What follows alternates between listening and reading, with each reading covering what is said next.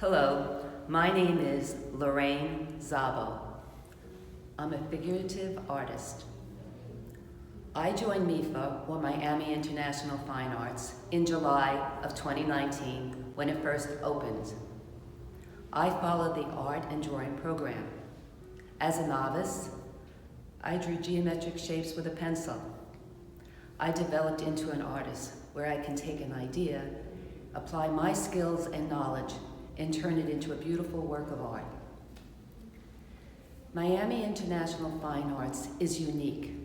What makes it unique is its ability to treat artists as individuals. The artists at MIFA come from all different walks of life with all different skill levels, yet I felt as if the program was customized for my unique needs and skills. Miami International Fine Arts is a community of artists. It's inspiring and energizing.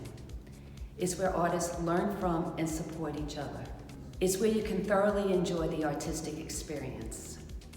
If you're an artist or simply interested in art, I recommend you try a class or a workshop. I'm sure you'll find it very satisfying.